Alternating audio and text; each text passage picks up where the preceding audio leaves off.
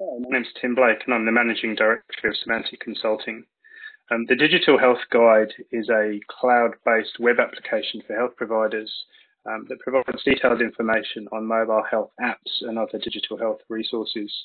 It was created in response to a request from Tasmanian GPs who were increasingly finding patients coming into their practices asking for advice on whether particular apps were good or bad, and whether they should move to something else. So this interface is for health providers, GPs in some instances, but we also have customers across a variety of PHNs, pharmacy chains and allied health professionals.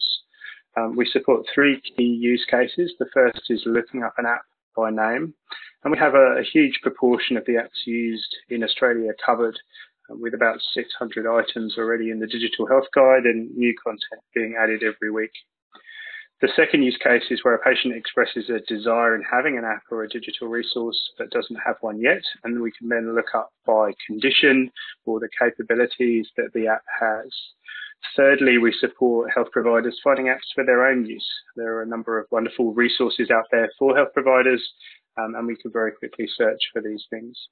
So the first use case allows me to start typing the name of an app, let's say Smiling Mind, for example, and the Digital Health Guide will show me this app. I can very quickly see details about where to get it, so review information, a brief summary, key information on how many people have downloaded it, or an estimate of how many people have downloaded it, access to the privacy policy, and in some instances the frequency which we track of how often it's been updated.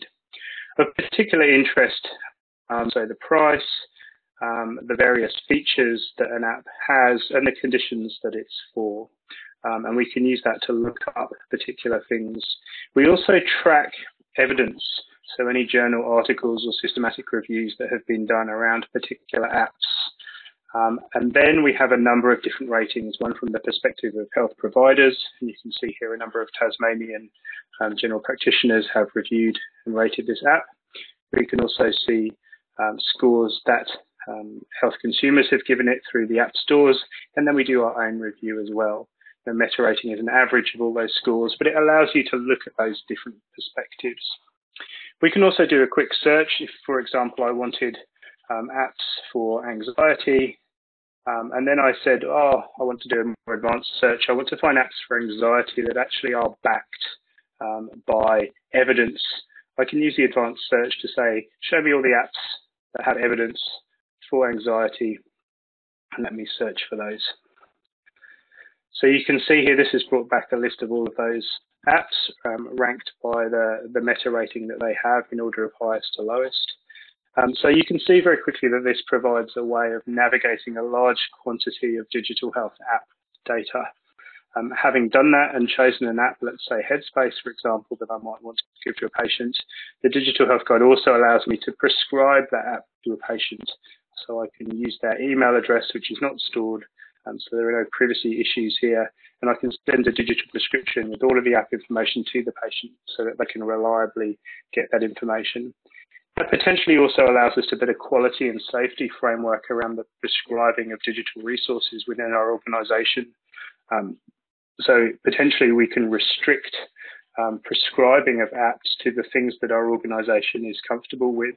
So allowing all health providers to look up all of the resources, but maybe only prescribing a subset of them that we consider to be safe, reliable and useful. Lastly, we allow clinicians to look up their own resources for use on their own phones. So if I start typing clinical, I might find, for example, clinical calculator apps, which are particularly useful for clinicians. And again, we can see a list of useful resources ordered by their meta rating, which potentially clinicians might want to use for their own purposes. Hope that's been a useful overview. We'll do a longer version of this for training purposes at a later date. Thank you.